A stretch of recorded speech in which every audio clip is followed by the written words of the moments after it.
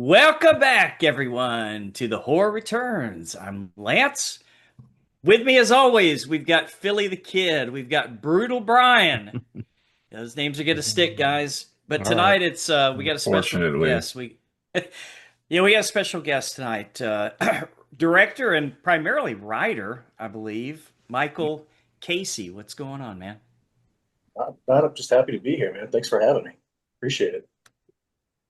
Yeah, we've got a format that we follow here, but before that, we got to talk about the movie. So, Brian, you want to go first? I know you had a question. Well, let him introduce his movie first that we're here to talk about. Yeah. All right. Oh yeah, that would be helpful. Okay. I'll roll with the punches here, guys, as you can tell. Yeah, I wrote, direct, and produced a movie called No Tears in Hell. I'll start off by saying it's available on to purchase and to rent on all major streaming platforms like Amazon, obviously, iTunes, Apple TV. The film is a very intense serial killer horror based on true events, the Siberian Ripper in Russia in the early 90s. Oh, It's a true crime. I did take some creative liberties as for narrative purposes, and some changes were made. But by and large, we did do as much research as we could, and yeah, it's not for the faint of heart. I really strive for like a fly on the wall type situation where we really sit in the filth and the violence, and I don't shy away from it. And it was a really hard film to write. It was a really hard film to direct. It's a really hard film for me to watch. I'll be honest. Yeah, It's it's a little rough. yeah, it's not a comfort movie that you're going to put in to before you go to bed, and I'm well aware of that. And I just wanted to stay true to the material as much as possible, not glorify this killer by any stretch, but tell the story and really kind of do something that was really dialed in and on a tight budget. We had an extremely tight budget, but I'm really proud of the film and really proud of the team that put it together. So that's my overview of the film. If there's anything else in particular you guys want to touch on or ask about or whatever, but that's my very small, short, brief pitch. If you're into horror movies, if you're into like violent serial killer movies, true crime, check this out. Yeah, Yeah. what drew you to the story?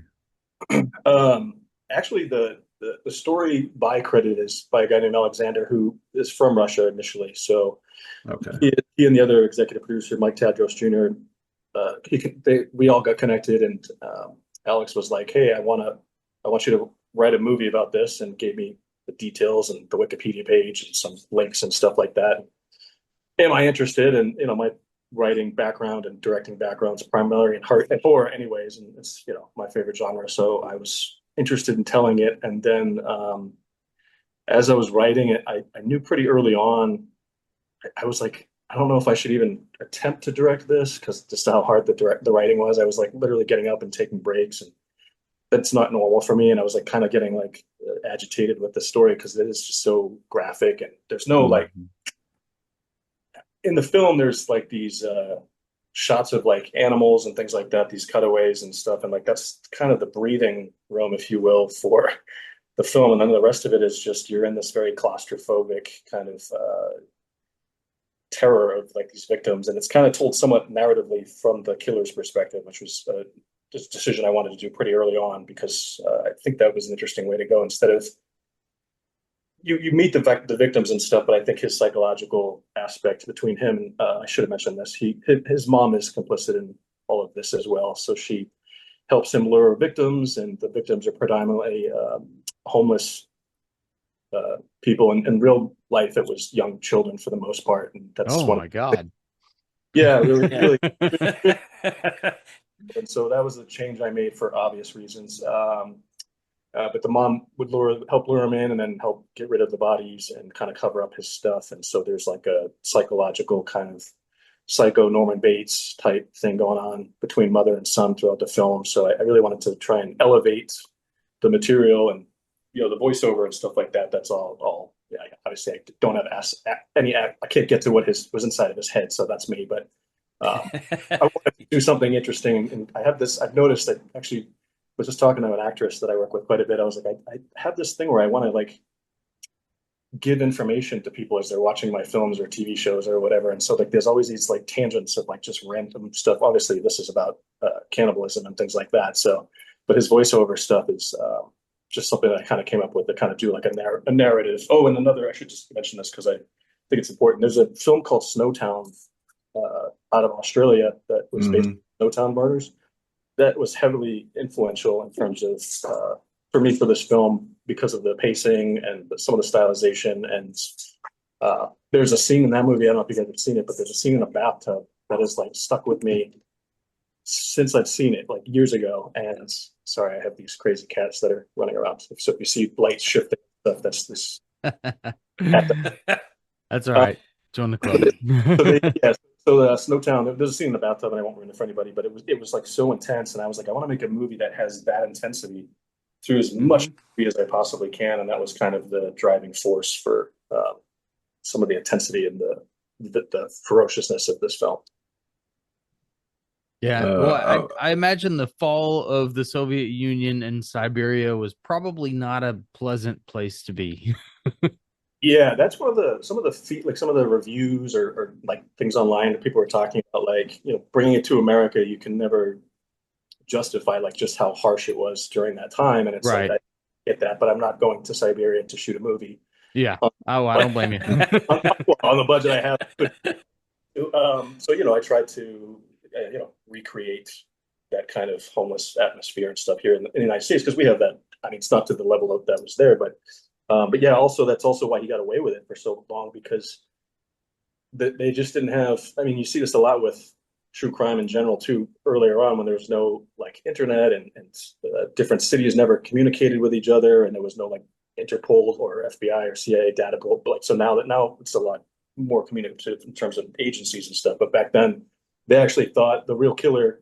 They thought he was still institutionalized. So they actually thought like, oh, this kind of looks like something that this guy would do, but it's not him. He's in the institution, and he was not in the institution. So like records horribly kept. And so it kind of, he could have probably been caught a lot earlier had that, not been the case. So, and there wasn't really a whole lot of information online about the actual investigation. So all the detective stuff is just stuff I had to kind of implement and work into the story for that kind of storyline that it's not very available for, at least I couldn't find it when I was trying to do research for this. Well, I imagine it's not a very densely populated place either, so probably get away with it a little longer. Yeah, well, that's why we actually filmed a lot of the exteriors and some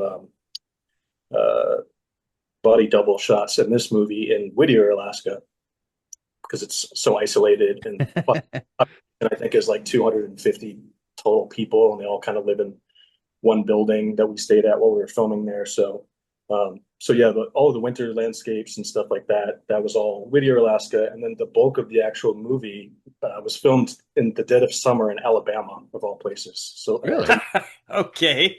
So I had to marry those two pieces together, and so that's why if you see a homeless person with shorts, that's because it was like 110 degrees, and that's not a background actor. That's one of my crew members that was nice enough to go and pretend to be a homeless person. So, if you had any questions as to why did the homeless people wear shorts? Well, I couldn't go buy jeans for 110-degree weather, and it's bad enough they had those big winter coats on, the poor like main actor and stuff in the dead.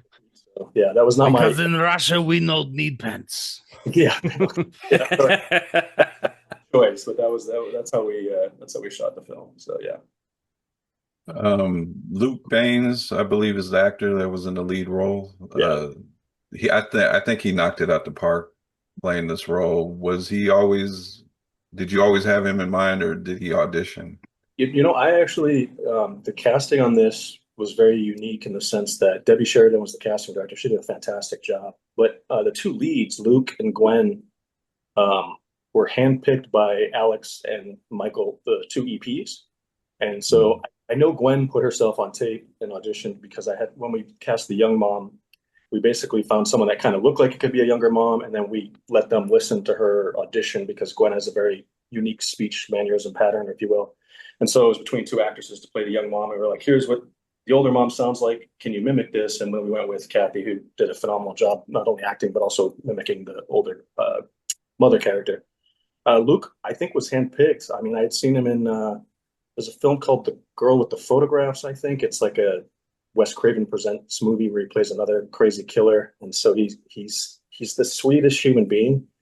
And so it's just so crazy to see him go to these like incredibly dark places. And then as soon as cut is done, he could be sitting here having a beer with us and you would just be totally comfortable with him. He's so kind. But yeah, once all the psychopaths do. that's maybe that's That's right.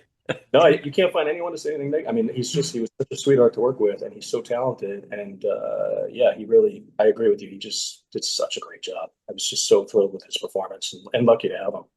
He actually reminded me a lot of the kid in Funny Games, which we'll be talking about later. Oh, he reminded me of a young David Byrne from the Talking Heads. Oh, He okay. had that look to him. I don't know. Which one from Funny Games? Not Michael Pitt, the other actor. Yeah, Michael Pitt a little bit. Oh, yeah, I guess he Yeah, does. he sort of had that. I mean, maybe not as wicked, but still had that same vibe with him. I think he did pretty well. Thanks, I appreciate that. I'm sure he'll listen to this, or I'll pass it along. That you said that. So where's the movie available? Like if our listeners want to go out and check this out. If I had my choice, I'd have everybody rent it on or buy it on Amazon. But it's also iTunes and Apple TV, and then there's a few other like pay streaming platforms. It hasn't reached any like Shudder or Netflix or any of that stuff yet. But as of right now, it's just available to rent or buy from Amazon, iTunes, Apple TV. So those are like the main ones. Yeah, it's like $4 to rent it on Amazon, I think. So It's not bad. Yeah, so I've rented it a couple times. To watch. Gotta throw it in there. Well, it's like when you do a film, like this film was also unique because we filmed it and we finished production on this film like almost 4 years ago, and it was in a line of like these executive producers had done a bunch of films, and there was like films and ahead of it to get through post, and so we were just sitting there.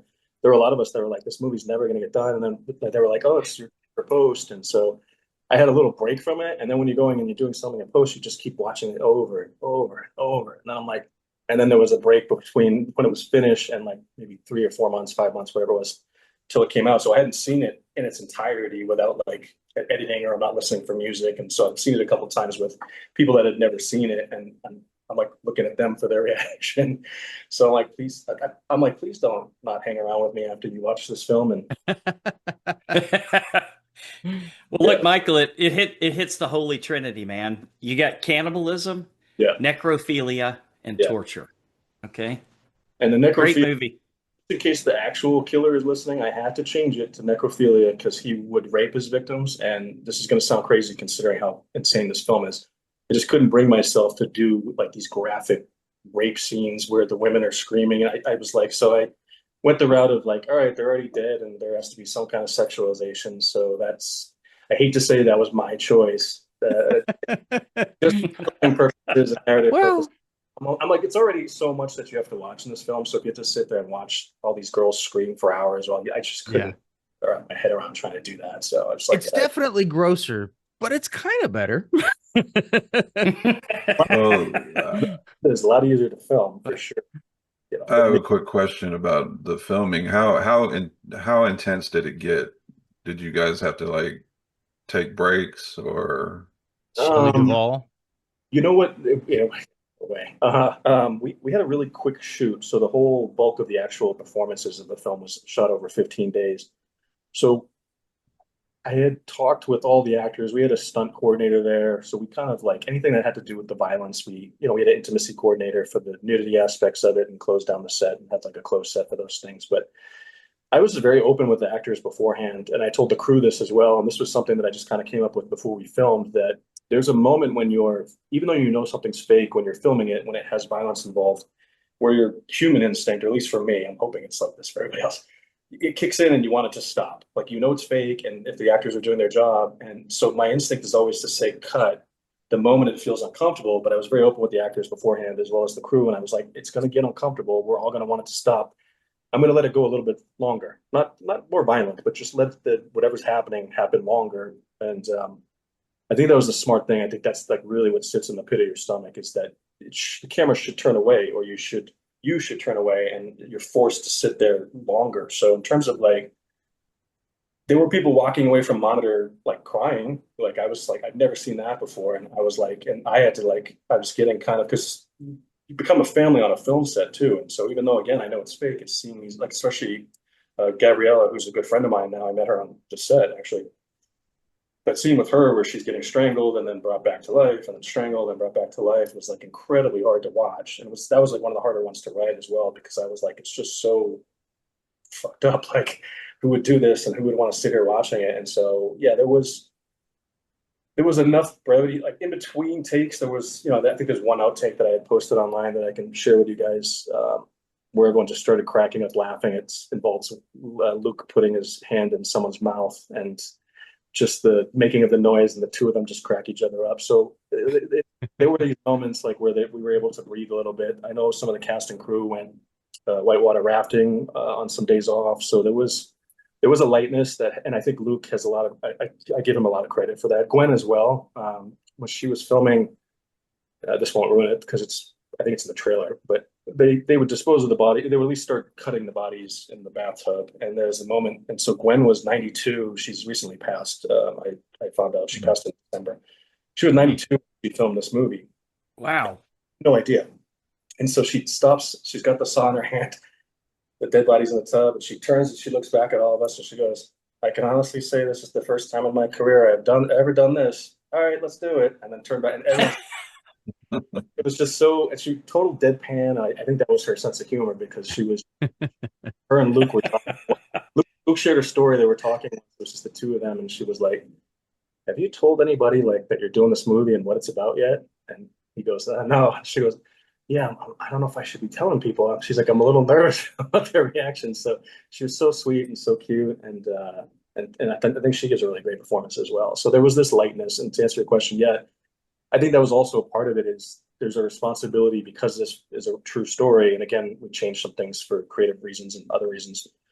There's a weight that comes with that. Like we're telling a story of people that lost their lives and, and yes, I'm doing a narrative and I'm being creative and I'm telling a story and I'm being a storyteller, but like, so there's also that added weight. So I think it was just really important for us to not take ourselves out like too serious once the cameras weren't rolling. I think it was just kind of, and I think that's part of the director's job in particular is create a safe space where actors can go to these really awful places and just know that once we say cut, that there's, a gentle hand and people are going to take them back in and it's okay. And I think that actually we achieved that. So I feel really good about that. It's my long-winded answer to your question.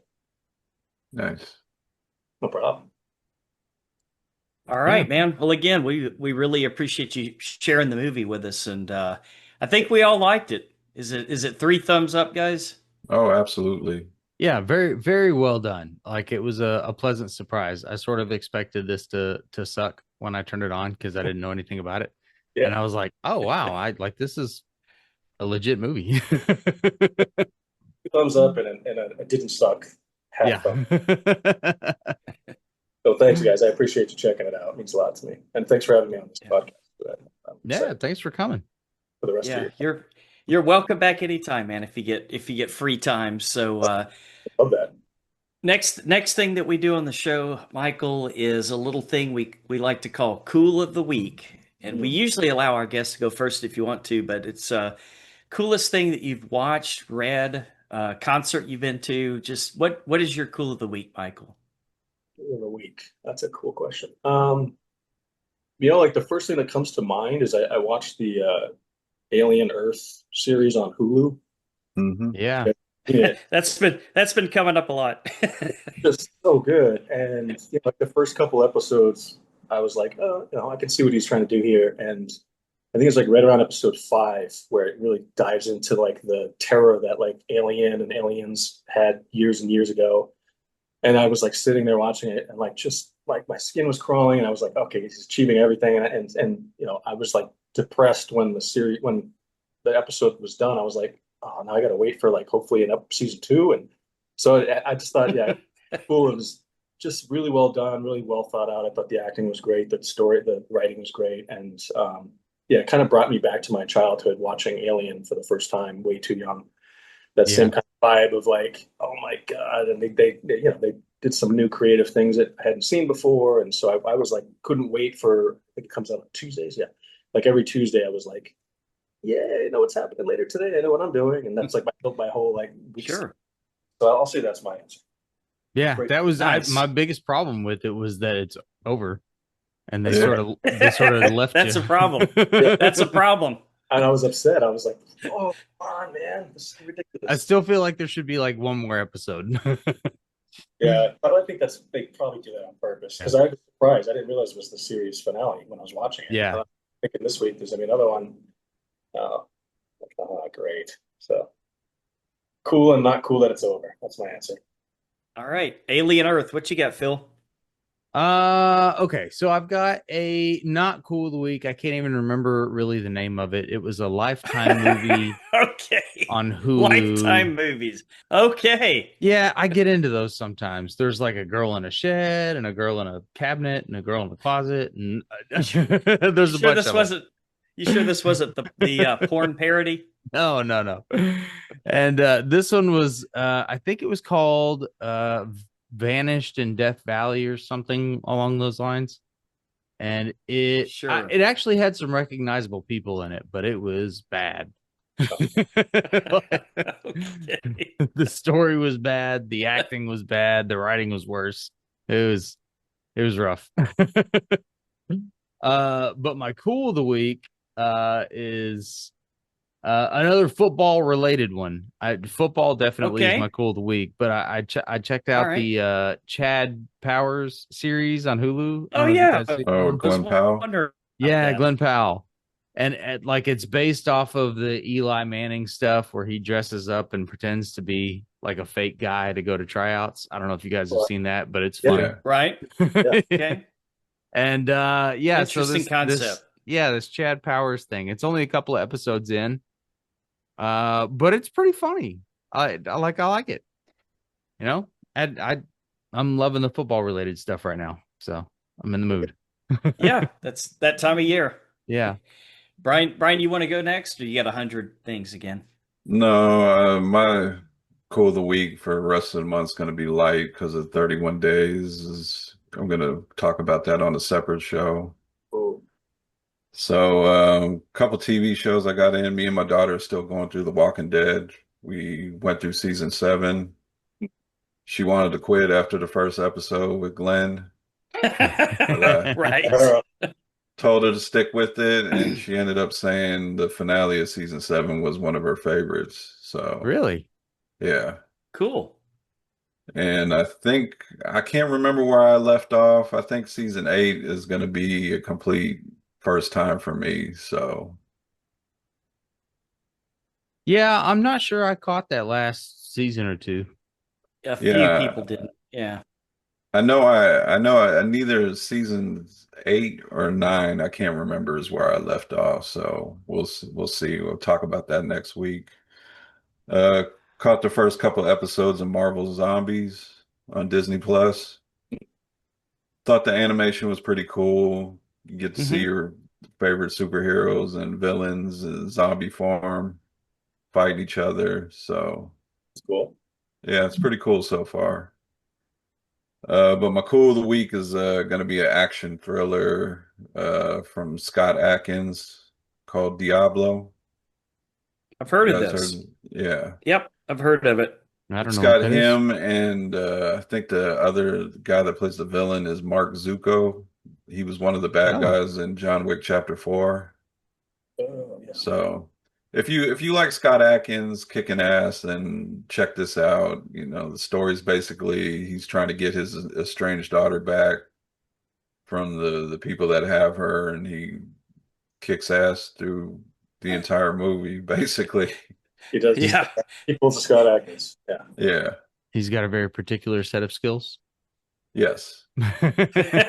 Of course. He has a new one out called Prisoners of War that Louis Mandylor, he's a friend of mine, and that Louis directed, and Scott stars in it with Peter Shadow. I don't know if you pronounce Peter's last name. That's really good. Really, really good. I highly recommend. A lot of great action. Scott does a great performance on that too. I think that's available to rent or buy on Amazon as well. Okay. I think it just Nice. came out last Friday. I So will Oh, put that on the cool. list. I recommend it. Yeah. Hot off the press, right? Yeah, yeah. I got a little behind the scenes taste because Louis a friend, and I talked to Scott a little bit before filming as well. So that was pretty cool. So he's a really cool guy. So I highly recommend Prisoner of War. That's what it's called. Prisoner of War. Okay. All right. Lance? All right. So you guys caught up? Are you guys caught up on Peacemaker? No. No, I haven't started it yet. What? Yeah. Michael, do you watch that? I'm in the None of film. Sorry, Okay. Are you a DC guy at all? DC Comics? I mean, comics are superheroes in general. I mean, I love the Dark Knight and that franchise and stuff, but Okay. superheroes, I'm like the boys is like my Yeah, I got you. I- I can dig that. Gen V or whatever the one the The spinoff. spinoff. Yeah. Mhm. I'm ready to get into season 2 of that. So yeah, I mean, I grew up like with comics and stuff like that. I think I just kind of got burnt out. Like it's just so much, and so I just Yeah. there's just so much content that. And I get it. I always get like these recommendations, and I write them down. I'm like, oh, I'll get to it. And I mean, I was like so late to like Breaking Bad to give you an idea of like sometimes how I Oh yeah. Yeah. I was too. I binge watched Breaking Bad maybe like a year after everybody was like, it's the greatest show ever. And I'm Yeah. like, I've seen it, and it was overhyped for me, and I was like, damn it, should have watched it earlier. But so I apologize. Yeah, I mean, I don't apologize, but I'm in the dark here. So, but if it's yours, Okay. cool of the week. Well, You're not going to ruin anything for me if that's what you're worried about. Well, it's All right. still James Gunn directing it, right? It's Yeah. James Gunn. Yeah, okay. I think he writes every single episode, dude. Taylor Sheridan style, right? So that's cool. So man, all I'm gonna say, I can't see if you guys haven't seen it. I can't say anything on this most recent episode. I'll just say I did revisit Superman again after watching this, and I'm like, Brian, apologies that I called it Super Meh the first time I saw it, because definitely better on a rewatch. And I definitely like the side characters on there, and of course, as you know, some of them show up in Peacemaker, Brian. Yeah. Okay. So all I'm going to say about this latest episode of Peacemaker and James Gunn, he went there. He fucking went there. And I'll leave it at that. You'll know at the very last 30 seconds of the show, it just goes bat shit. And that's my cool of the week. Peacemaker. Brian, do we have any horror headlines this week? We got a few. Are you guys familiar with the comic series Afterlife with Archie? The zombie. No.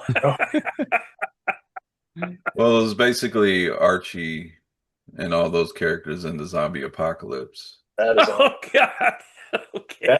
I like it. That sounds great. I'm in. Disney Plus is developing a live action adaptation. Live action. Yeah. Like Riverdale Part 2, huh? Yeah, This but is- from what I may not be understand, the very comic good. books, it won't be like the CW show. It'll be Okay. a little bit more dark. Huh. Michael, what do you think? I find that interesting. I mean, I like when they do these kind of crossover things, and they take that familiar IP property and kind of do something horror based. Well, particularly horror, because huge horror fan. So I'm interested. I mean, the live action part is curious as to see how it would play out. I don't know. I'll give it a shot. I'm in. I think it's interesting. I'll watch it. Let's see. FX has officially ordered a pilot for Very Young Frankenstein, the prequel series. Very With, oh, Is this like I Young was- Sheldon? I'm Mel not watching Brooks. this. No, this is the Mel Brooks. This is the Oh, Mel okay. Brooks thing, right? Right, Yeah, Brian? this is executive produced by Mel Brooks. The pilot episode is going to be directed by Taika Waititi. Whoa. Ah, good And choice. so far, they have Carrie Elways, Kumail Nanjiani, and Zach Galifianakis, I believe, is going to be playing a young Dr. Frankenstein. Seems a little old. Frankenstein. Especially to be very young. Yeah, right. Okay, we'll see how this plays out. Mel Brooks has never done us wrong that True. I know of. How old is Mel Brooks? In his 100? 90s, Michael? Yeah, I think he's probably 90. Yeah. I think so. Yeah.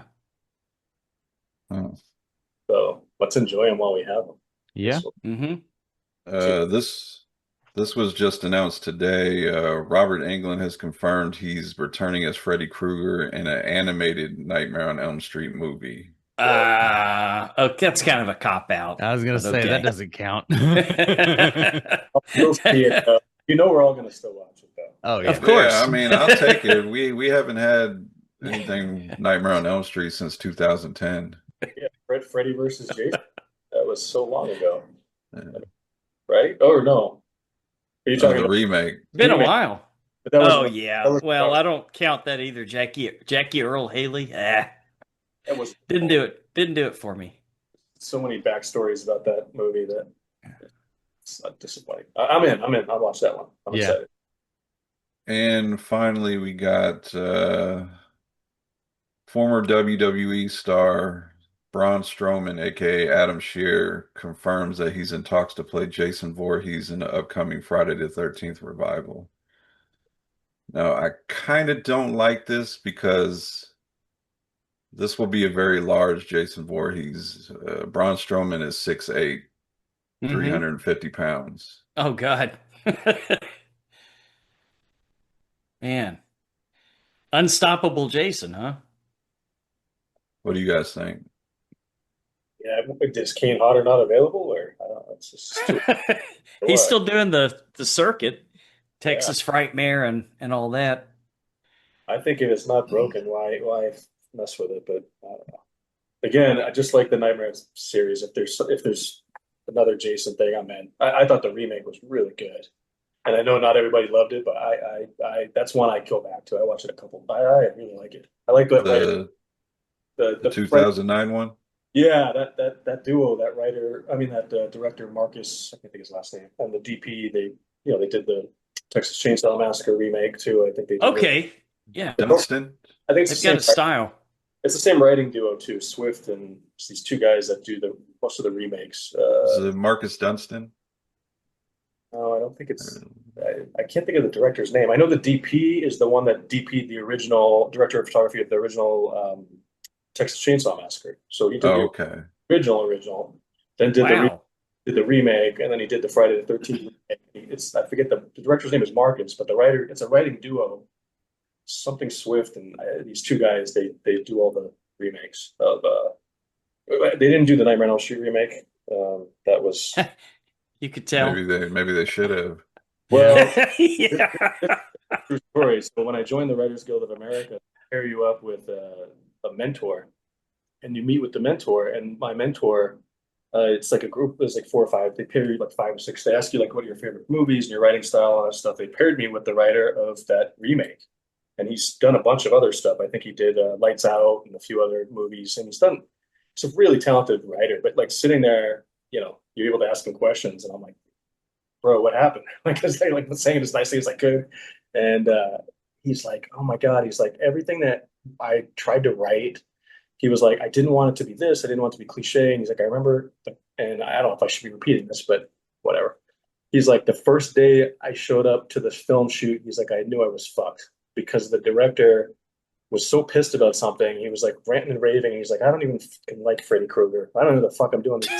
That's not a good sign. And I'm like, what the hell? And so like there's the scene in the movie, and I'm not spoiling at this point, but where the truck is driving and Freddy's like in the road or whatever. He was like telling that story. He was like, he's like, I specifically didn't want that to be like that. And like that was the first thing that he showed up, and he was like, Freddy was in the road, and he was like, what is this? Like, so I think they took his script and they just butchered it. And this happens a lot. It's unfortunate. Yeah. Yeah. Not good. It's one of the reasons, well, I got into like directing and producing because as a writer, it's unlike like if you're a novelist or a playwright, or if you're a filmmaker and a writer in Europe, it's the written word's a lot more respected there than it is here, where like screenwriting is supposed to be like the skeleton of the movie. So it's like you hand it over, and then there's all these chefs that come in, and it's then it's a director's medium, but there's producers involved, and then there's everybody actors start giving notes and things like that. And so from a very early part of my career, I started to see like when I hand a script in and it gets bought or goes into production, depending on the director, sometimes I that's it. I don't have any other say, and then they go and they change it, and I'm watching the movie almost for the first time, even though I wrote it. Like, Jesus, and I'm like, horrible. or like or God, man, come on, or and then even like Hangman that I co-wrote. I remember the director. We were getting notes from like the director, the producer, all three. That was Pacino, Carl Urban, Brittany Snow. All the actors were giving conflicting notes. And I remember saying to Johnny, who's the director, like, I don't know how to rewrite this because if I follow this thread, like it's just gonna, I don't know where to go. He's like, just go where Al wants you to go, like Pacino. And I'm like, probably That's fair. that was the note. But that movie in general, that whole process, because that took 5 years of development and getting off the ground, and different directors were attached. Chuck Russell was attached at one point. The director of like the Dread remake was Pete Travis was attached at one point. John Travolta was supposed to star at one point. So I saw how like how it was originally a found footage movie, and now it's not a found footage. So just to give you like the evolution of that, I started to see that like if I wanted to have more control over the storytelling process, to get at least behind the camera as a director, but also in any capacity as much as I can produce, because it's weird. It's not like writing a book where you hand it over to an editor, but if you're a good writer, luckily, most of the time you can have kind of final say. In filmmaking world, even as a director, sometimes you don't get final cut. Producers tend to keep that sometimes too. So it's just a weird. So it's one after like when I did Hunter's Moon here, I had so many things happen that were beyond my control. And this is not about too many chefs in the kitchen, but after seeing how hard it was to get a movie made from scratch and to produce it and do all these other things, I'll never openly bash another film. I don't care if it's like the worst thing I've ever seen. Like if we're having a conversation one-on-one, I'll do it. But like just to get a movie finished, like Yeah. a fucking miracle. So like I appreciate like storytelling and filmmaking and television way more now, because I'm like, if something's messed up, I'm like, yeah, and you see it in reviews, well, the script wasn't good. And I'm like, did you read the script? And they're always like, no. And I'm like, then how do you know it's the script? Like just because of the words coming out of the actor's mouth? Like, Right. yeah, it's just crazy. So yeah, I don't know. I'm always hesitant. Like I think that Nightmare on Elm Street movie, who knows how it kind of thing, but I don't think it was the right. I know firsthand I don't think it's the writer's issue, which I'll stick up. Especially when the studio gets their hands involved. It's crazy. Well, you guys see the documentary on Aliens 3 that Fox cut down and approved? When you see I haven't seen it yet though. it's one of the best documentaries you'll see, in the sense that I'm like, so this is what Fox approved? How horrible could the rest of it have been that they cut out? Because this makes Fox look terrible. I mean, it was like, it was amazing, and that's David Fincher's first film. That's it. Yeah, David Fincher. Yeah, and I love it. I love it. I can see why he hates it, and I understand why it gets dragged all the time. But it's like, they had like three. Rennie Harlan was attached to direct at one point, and he signed on. And specifically in the documentary talks about this. He's like, I'll sign on, but I'm not going to do like two directing masters did part one and part two. He's like, if you're just looking for like a repeat of what they did, I don't want to do that. I can't duplicate what they did. I want to put my own fingerprints on it. I want it to be different. So I'm not going to be compared to these two legends. They're like, yeah. And they went all through like pre-production. And then like, it got to the place where he was like, they're just having me redo Alien and Aliens 2. So he quit and he parted ways. They had another director, a British director. They were building sets and everything else like that. And then he was like, he quit too, because he would give them like, they would have like pitch meetings or whatever. And he would say like, here's what I want to do. Here's what I want to do. Here's what and his story actually sounds very similar to like what Alien Earth ended up being, where it's more of a story about people and the characters and things like that. And it was more of a human kind of thing. There was like colonies. It was very based on that. And he's like, I would give them my ideas and they would hate all my ideas and just like the stuff that was keeping it to be like Alien 1 and 2. So he quit. And when Fincher came on, it was like 2 weeks before they started filming. like he had like 2 weeks of a ramp up of this massive budget film. And Jeez. that I'm like, yeah, that's like an independent world kind of ramp up with someone who's been involved from the very beginning. And that's like, so just seeing that documentary and then like just hearing like why things happen, I'm like, these are, I don't know, maybe I'm like going to blacklist myself from this podcast for fuck. Probably not. Somebody's got to hear it first. Probably not. It is the same thing. I mean, like Fight Club was just, the executives were trying to bastardize that too. And Yeah. thankfully Brad Pitt had such pull at that point. Morgan Freeman and Fincher was starting to do that. But Fight Club was never going to see the light of day, even once it was greenlit because of executives. It's like, what the hell is going on here? Like, why are we having these executives just bastardize creatives? It doesn't make any sense. It's frustrating. Yeah. It's always a warning sign if they're juggling directors and writers. It is a challenge, yeah. So, we'll see. We'll see how that goes. All right, that is all the news today. Very slow news week. I thought that was some good news. Yeah. Yeah, good to know. Like Strange news with the Archie thing, but okay. Yeah. All right, Michael, you ready to go with us on down to the trailer park? Yes, let's do it. All right, we're going down to the trailer park. Brian is going to bring us the big, the small, and sometimes the very, very weird. What's our first trailer to talk about tonight, Brian? First one is a new religious horror titled The Carpenter's Son, starring Nicolas Cage, Noah Jupe, and FKA Twigs. This is also written and directed by Lofty Nathan.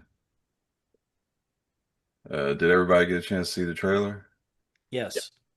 What did you guys think? It's a weird one. I'm speechless. I hate to say it. This looks, every once in a while, Nick Cage does a movie that's really, really bad. To me, sorry guys, it's just a trailer, but this looks so bad to me. What It's looks Anybody bad too else about much have it? in the it? trailer. It's Please. kind of short. What looks bad about Fair it? enough. Yeah, fair enough. It just looks cheesy, man. But they had It's they had a super Cage cheesy. Rage moment. Yeah. Did they? I missed Yeah. it, I guess. So Okay. maybe we'll get some more of that. Well, we'll have Beat on the show. So It is short, so I was wondering if this is like an early trailer and they're going to have more of a extended one or something. I don't know. Yeah. Probably this trailer just dropped today, and before they Yeah. were dropping little teasers that were like 30 seconds long, maybe 20 seconds. Yeah.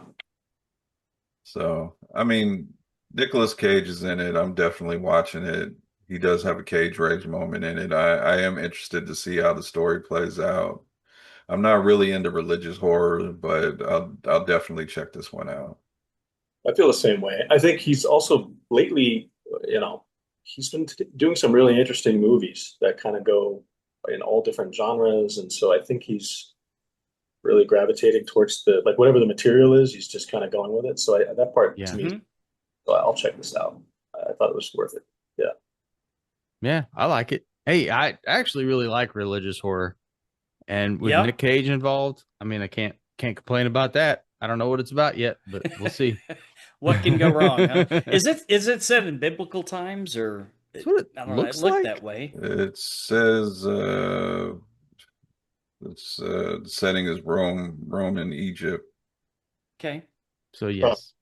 Yeah, probably. Then Well, we know we're gonna watch it, so I'm in. I'll watch it.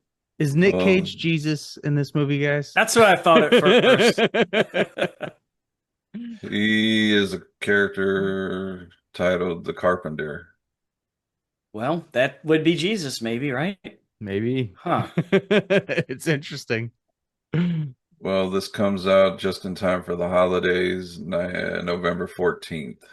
Nicholas Cage as Jesus. For Thanksgiving. Yeah. Feel good Christmas movie. Okay. And our final trailer we're going to take a look at is Guillermo del Toro's Frankenstein. This stars Oscar Isaac, Jacob Elordi, Christoph Waltz, and Mia Goth. Damn. Michael, what'd you think? I'm all in on this one. I mean, Guillermo del Toro does just phenomenal work. I thought visually it was like breathtaking, and I'm a fan of like every one of those actors too, and I think Mhm. that part is fascinating. Jacob playing the monsters, like I was like, okay, I was most curious to see how that played out because when I remember the casting, I was like, Right. such a handsome guy, and I'm like, all right, I think he's Yeah. talented. Yeah, Saltburn was a really fascinating movie, so I was like, all right, yeah, he almost makes me want to watch that TV show he's from, almost, but but Euphoria. yeah, Euphoria. Not the I've missed that one so far. it's just it's not made for me, and it makes me feel Yeah. uncomfortable. Like a man in my 40s, I'm like Yes. so gross kind of watching it. I tried to watch Yes. it, and it's well done, and the acting is great, but I'm out. I'm like I have young kids. I'm like this is I can't watch this. I feel like Yeah. I'm in the wrong. I feel like I'm like kind of pervy. It's weird. Yeah. It is. I felt the same way. Leave it at that. So we're all Yeah. but this movie I'm in. I think it's just and I I've heard nothing but good things. I think it premiered at either Venice or the Cannes Film Festival, and it had like a Mhm. huge ovation. Not that that's always a good sign. Sometimes it is, sometimes it isn't. But I'm in. I just his work. I can't think of a bad Guillermo del Toro movie. Actually, I mean, I think he's also really been pushing for like just storytelling and like just the art of storytelling and filmmaking in general. And so I think this is really like this could be his like tour de force. And he's already done these amazing movies. So I sign me up. I'll watch it yesterday. I'm in. Yeah, definitely it gets me more excited than the mobster Frankenstein movie. Oh, The Bride. The Bride. Yeah. The Bride. I that one may be cool too. It's just weird. This one I was like, "Oh, wow. All right. This is a movie here. This is what I want to watch." It's also like now all the like the Universal movie things that they were trying to do like years ago. It seems like now they're kind of getting that done between Yeah. one and then Nosferatu, and I know it's not quite the same, but now isn't he doing like the Wolfman and stuff too? Mhm. Director's name is escaping me right now. So I'm just like these are like the horror guys that we all grew up on. So I'm down. I'm excited for this one. Yeah, I mean, if Yeah. you're gonna remake a movie, let's get one from that era. Right. Yeah, I'm definitely in on this one. Just the people involved from Guillermo to the cast. I really didn't need a trailer, but watching the trailer, I think the visuals look fantastic, and I'm ready for it. This hits theaters. I believe it's getting a limited theatrical release on November 7th, and I don't see it here, but I think it's coming to Netflix in December. Oh wow! All right. Well, Brian, you answered the question I had because I thought it was coming only to Netflix, and I was going to say if this movie comes only to Netflix, I'm going to have to go out and buy a bigger TV screen. This thing is gorgeous, man. Yeah, I think they do the limited theatrical too, so it's eligible for Academy Awards and stuff. Because I think it goes right to Netflix. It's not. So I'm hoping makes limited. sense. Yeah, makes sense. Hoping limited isn't like 5 theaters nationwide. New York and LA. I live in LA, so I'll be able to see it. But that just seems like let it be limited, like 2,000 theaters nationwide. That'll be fine for a couple something, and then people will go see this. I think it's Guillermo del Toro. Oh fuck yeah, man! Yeah, I'm down, and I do like that it's going to Netflix. So then when you see it in the theater, then you can watch it again. Yeah, relatively soon. So that part's cool. I like that too. All right, that's it for the trailer part. Cool. All right, on to listener feedback. This week we're gonna shine the podcast spotlight on Talk Bloody to Me. Talk Bloody to Me is a show for horror fans, hosted by fans, that focuses on discussing new and old horror films, reviewing horror-related events, and featuring interviews with people from the horror industry, such as authors and filmmakers, like Michael here. Yeah. Talk bloody to me. Talk Is that bloody to me. Yeah. Okay, sure. Little poison reference. I like it. Right. I was thinking that too. In regards to Violent Ends, Michael Prazeris says looks interesting. All right. I don't know what that is. Violent Ends. Have you guys seen Brian? I just post the news, posters, trailers. If we're not reviewing it, I don't watch the trailer. Okay. Okay, well there it is. Violent ends. Okay. I like to be surprised when I watch a movie. Yeah. And the I Like It Spooky podcast gave us a shout out, said thanks for sharing. No problem. All right. Thank you.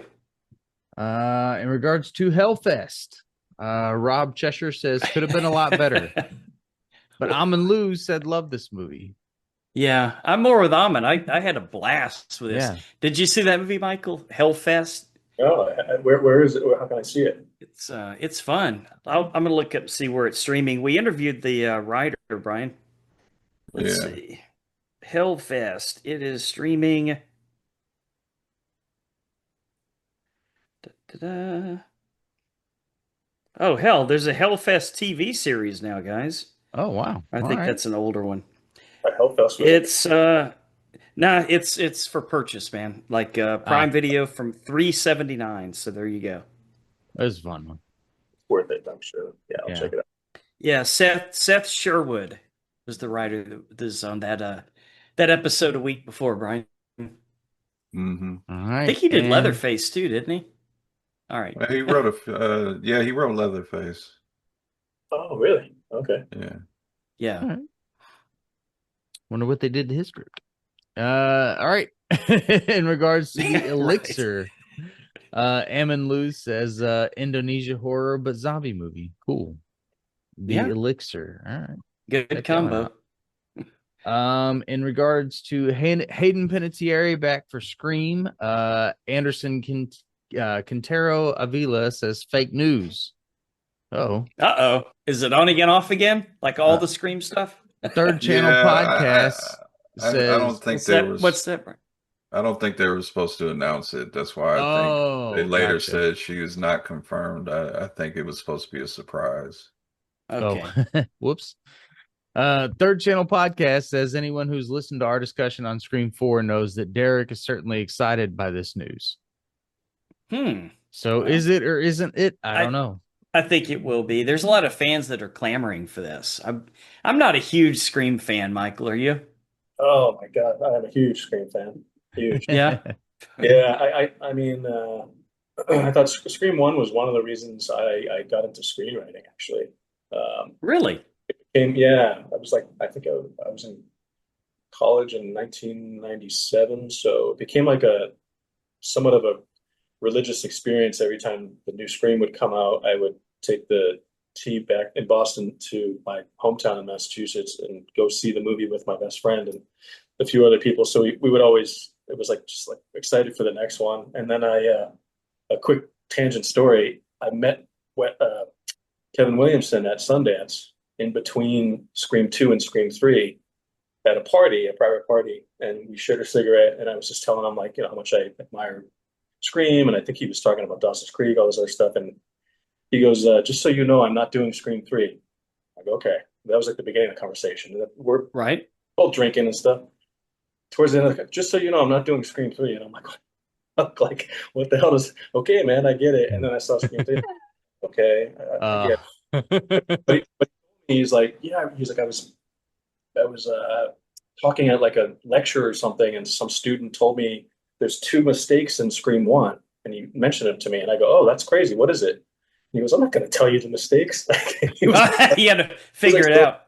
I was like, so I went back and I watched it. I was like, I think the thing is there's 2 glitches where maybe one of the 2 killers couldn't be in a certain place at enough right time or something. It was like really minor stuff. Yeah, probably. Nitpicking the fuck out of it. But I think it's, I liked the last one much more than the previous one before that one. So, but I think the first one is just always near and dear to my heart. And I just think that script is really well done. Like if you want to read a good horror script that kind of pops off the page, it doesn't surprise me that it got the attention that it did. And Wes Craven, Nightmare on Elm Street is it's always again that's one of the other things that got me into horror in general. That and Stephen King. So and if you pair those 2 together, I'm just a fan. So yeah, it was almost like a parody movie in itself, but it was still good.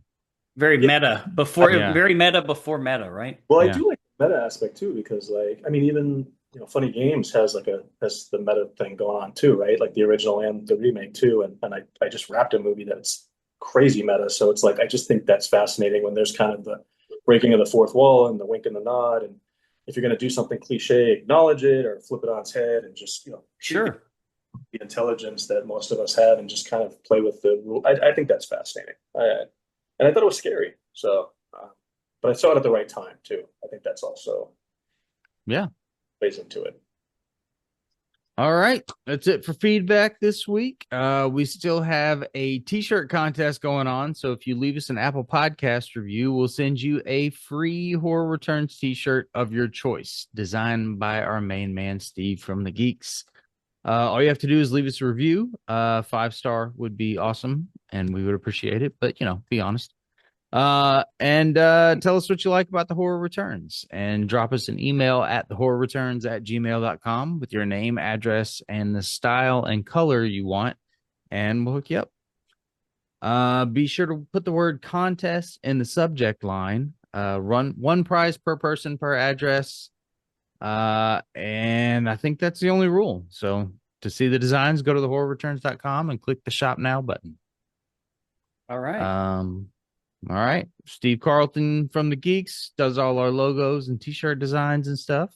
Natsulani has our original skull artwork. And if you'd like to help us out, please consider becoming a Patreon patron. We'll let you pick the movies for a future show at any amount. And for $5 a month or more, you also get to pick a commentary for a future bonus show. And talk to us. We'll probably let you on the show with us. Or two commentaries, right, Brian? Yeah, why not? All right, on to feature attractions. We're gonna do Funny Games from 2007. Two psychopathic young men take a family hostage in their cabin. Director and writer is Michael Haneke. I don't know. Also known for the original Funny Games and Time of the Wolf. Tim Roth said making this film traumatized him and he'll never watch it. All right, I have something to say about that. He said he was particularly disturbed because Devin Gerhardt resembled his own son. And that's all we got for trivia. So, Michael, what'd you think about Funny Games? I thought it was fascinating. I'm a big Michael Pitt fan as an actor. And Roth as well. So and Naomi Watts, right? So yeah. I think this is fantastic. I like the psychological aspect. Again, I like the meta thing. This is a 2007 movie, so not to ruin it, but the looking. I think the Peter character does it the most. The looking right at the camera, and then like the rewind with the remote part is like really like a fuck you moment to the people watching. Yeah, you think there's some kind of like resolve that's going to happen, and you're like yes, and then they're like no, fuck you, that's not going to happen. So I like the side of it, and I'd seen the original too, so I thought it was a great choice to have the original director and writer just remake it and make it an American version. And there's some Americanisms that he put in there, so it resonates with the American audience, but by and large it's a shot for shot remake of his original thing, which I think it's a very intense, unnerving. God, I mean, if you watch it, and it also speaks to like it's another fly on the wall thing. Like you're watching this violence and you shouldn't be watching it, and you should stop. Mm-hmm. And much like I think his name's George. It's George and Georgie, one's the son, one's the dad, but the dad is like, as a man, you're watching it, and as a father, I'm watching it, and it's like he can't protect his family, and so it's very emasculating. So it really plays into that aspect of like the psychological part. And then is it Anne? What's the Naomi Watts character's name? I think Anne. It's Anne. Is it Anne? Yeah. Yeah. And so then he's kind of like separating the torture, if you will, from the man and the woman, and doing two different things. And then, I can understand why Roth doesn't want to watch it, because that kid reminds him of his kid, and then the director does a great job at leaving that part to your imagination, which I thought was pretty fascinating. And so it's so in your face the whole movie, and then probably, in my opinion, the worst thing that could possibly happen watching the movie, you know, happens off screen and you don't see it. So it's just you're sitting there and you're just seeing the aftermath. So I think it's a really well done film. It's intense. I don't think it's not for everybody. It's going to get the anxiety going when you're watching it, and I think it achieves what it's trying to achieve. So as a fan of films and of home invasion movies too, I think it's really well done. It's really well shot. I think the acting is great. And again, I wish Michael Pitt would do more work. I mean, I just think he's so good. Yeah, he's like not in a ton of stuff. Yeah, I've heard, like, you know, I don't speak. I've heard that sometimes he's hard to work with, and so I think that's not that's not, Especially if he gets a golf club, huh? well, it's not a big secret. So like, it was like great in Boardwalk Empire, and they had to, like, I think, write him out because of how hard he was to work with, and unfortunately, Oh, like, wow.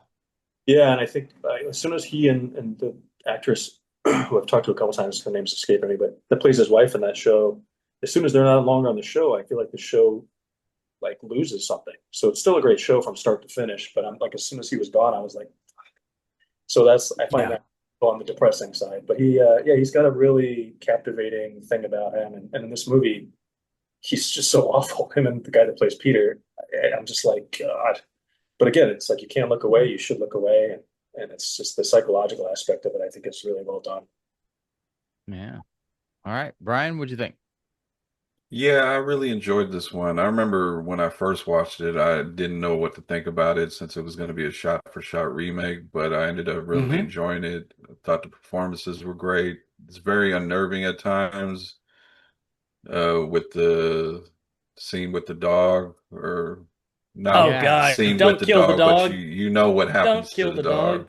dog, Boy, and then they like show the dog's dead body. It's rough. Yeah, flopping which was around. Oh, very man. realistic, Yeah. the way I think he just it falls. looked like it was real.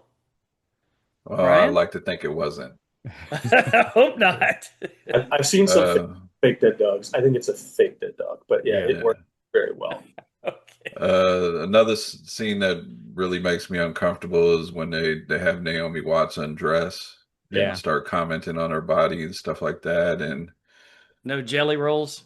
yeah, and another thing that I really noticed this time was the performance of Georgie, the son, Yeah. because he put in a great performance to the point where I'm thinking, was that actor okay after this movie? Yeah, like I'm wondering that kind of thing. Jeez. Yeah. And Michael Pitt, he's been great in everything I've seen him in. Tim Roth, I love Tim Roth. Tim Roth's character I mean, I don't know. I would like to know what I would do in that situation. So I can't say what I would do because I've never been in that situation. But Not that.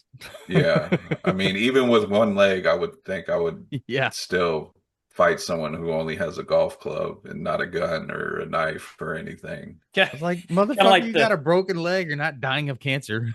Kind of like what was the remake that we all saw last year? The Americanized remake where they were kidnapping the kids and cutting their Speak tongues No out? Evil. Yeah, Yeah. kind of like that douchey guy in that one. Yeah. Shit, there was something I was gonna say. I forgot. Oh, I'll pass man. it over to Lance. If I remember, I'll jump back in. Lance, what do you think?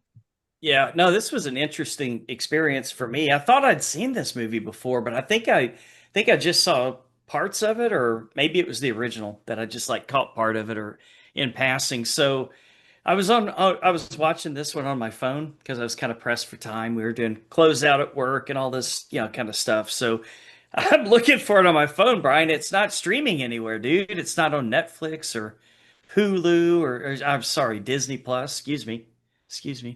But yeah, I couldn't find it, and so as a result, I went onto YouTube and I typed in that proverbial old full movie, the name of the movie, and then typed the words full movie, and it came up, but it was in Really? French.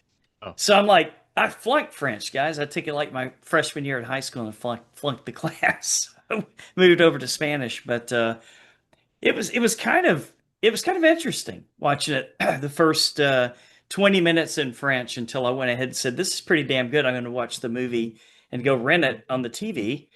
But you see a lot, at least for me, I noticed a lot more visual. Like you notice that when they're going by the neighbors, it's like a real posh neighborhood, and the gate that opens and closes to keep them safe, and they're just flaunting their wealth. He's setting down a pair of shoes, and there's like six other pairs of shoes on the floor. And this is their fucking vacation house? Really? They got a sailboat, they got all these golf clubs, and I think these guys are gonna get it. So I'm like, this is interesting. I want to see what's gonna happen. Okay, so I switched over and rented it on Amazon. And yeah, the movie had me, like really, really had me until this is a little controversial. I'm going to say this. I know exactly what he was trying to do. He's trying to subvert your expectations. But I thought that the remote control was kind of a cheap shot. Truly, I think there could have been another way he could have said, this is how a horror action movie is supposed to turn out, an Americanized horror movie, but we're going to rewind it. You're not going to get that satisfaction. And to me, it felt like a cheap shot. Maybe that's a good thing, right? Maybe that means that I had the effect that was intended by the director, but it kind of really felt wrong. And then, of course, he gets in, they get in the boat. And you remember they put the MacGuffin there early, right? With the knife that fell down. There's a knife in the boat, and she's tied up. We all know what's going to happen, right? Right? And it didn't happen. And that was pretty cool. So I don't know, little bit mixed feelings on this. I think I just was shocked by that remote control scene. That's just one of the wildest things I've ever seen in a movie. It was definitely out of place. So that's my takeaway. That's my takeaway. I think that's a fair takeaway. It comes out of nowhere. Nothing in the film makes you think that that's ever going to happen. So it's not like there is a little talking to the screen early on, but yeah, but it's not like, what is that, Click, or what is the Adam Sandler one? Where it's like, oh yeah, right. When the rules are established and then they do it, you're like, okay, I get it. But I think to your point, it's kind of a low blow, and I think that might be the intention too, where it's just like the fact that you're agitated about it is probably the intention. I don't know if that I think so. helps the movie, hurts the movie, but I think your take is an absolutely valid one. I mean, 'cause like I said, there's nothing else in the movie that makes you think like it just comes out of nowhere, which is it, but it's not fair. You're right. So I get it. Totally. Well, and because like in these kind of movies, I always sort of put myself in that position, and I'm like, what would I do here? And because the whole time I'm like, you gotta fucking attack one of them at least. I mean, they're gonna kill you anyway. At least take one out with you. And then she finally does it, and then he hits the fucking rewind button, and I was like, what the fuck? Because the person was like, yeah, and then all right. So yeah, that was the reaction I had to it, but still a really solid movie. That scene is weird, right? But I don't know that I hate it. I mean, I hated it. Same here. Time. Same here. But it was an interesting choice, and I thought all the actors did great. Yeah, Tim Roth was driving me fucking nuts in this movie. Of course, that was the intention. I think part of it, right? Yeah. Same. I'm like, come on, do something. What the fuck? Yeah. Like Naomi Watts is like she's all tied up and she's in the middle of trying to get up, which is actually a really cool scene.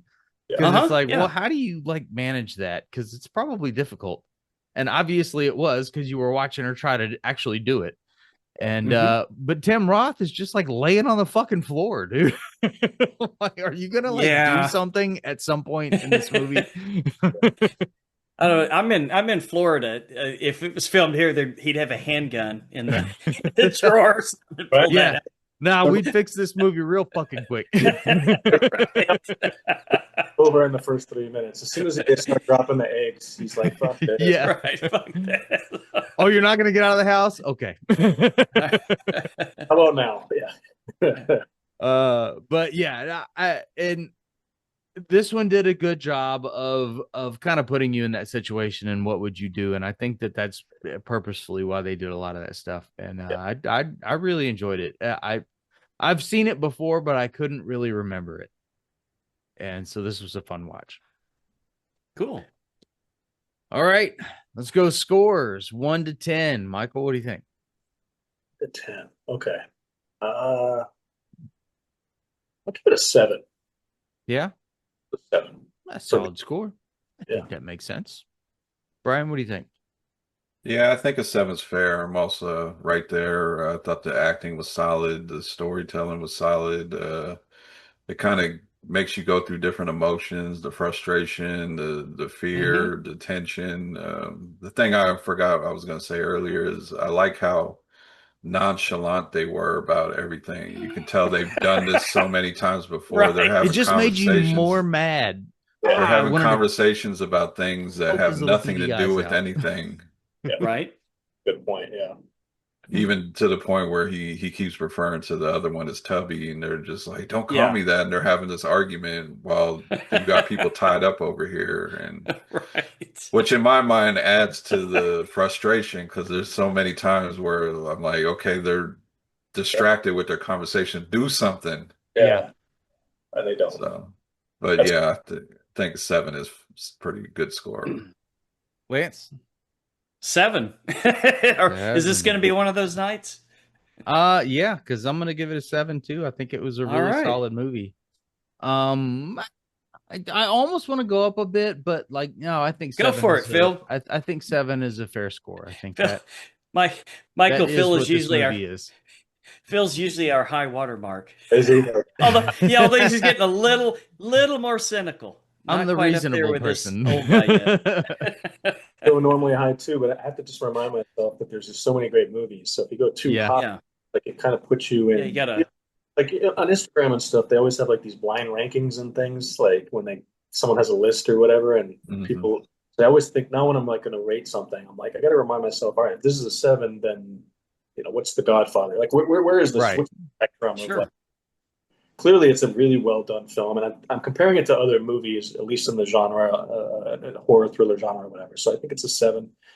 I could, if you said 8, that wouldn't shock me. If you said 6, that wouldn't shock me. You know, Yep. Yeah, that's it definitely falls in that range. I think 7 works. Man, yeah. I really like that guy. The actor that played the psycho kid. What's his name again? Michael Pitt. Michael Pitt. I Yeah. wanted to say Michael Scott. I was like, that's not right. No, that's the Office. That's Yeah, he's kind of great, and it doesn't surprise me that he's difficult to work with because he seems like he murders people in his off time. Yeah, right. They were very convincing. Yeah. Very convincing, right? yeah. To Brian's point, like I think that's the scariest part. Like they operate like. Have you ever gone like when you're in the hospital or like you see like the nurses and the doctors and stuff because they're there. That's their job. They do it every day. They're having those conversations. Whereas like you're in Yeah. a thing and you're like, oh, Hmm. no, they're just like, oh, what are you doing this weekend? And then like that's how they are. And that, like, Right. especially when you see the end of the movie, you're like, okay, that's why they operate like this because it's just like to your point, Brian, not the first time they've done it, clearly not the last time they're going to do it. So there's just this like, similar to like Pulp Fiction when they're driving to go do the hit and they're talking about the burger and Royale with cheese and stuff. And that's how like we all operate. Like if you're at your place of business, what someone sees as extraordinary or way out of the way, but if it's something you've done all the time, it's just nonchalant and normal. And then that's so unnerving to watch because none of us have done this, hopefully. Speaking personally, I've never done crazy. Not yet. Anyways, I still have some years left. But so you're watching it, and you're like, God, these guys are acting like this is just to your point, Brian, just a regular Tuesday, and they're just like, that's I think that's part of the unnerving aspect of it. So yeah, really well done. Yeah, even up to the end, they're having a conversation about time and space and Oh, that's just right. nonchalantly push her over the boat Yeah, and then just go on to the next house. and going to get more eggs. Yeah, so, that's so wild. 4 eggs? Go buy eggs, asshole.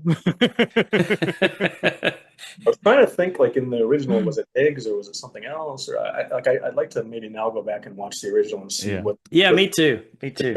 were because I think the shots were the same, but I know they did some different American things. I'm just curious as to what that is. Might be like not golf clubs or something. I don't know. Like they made cricket things or something. I don't know Yeah.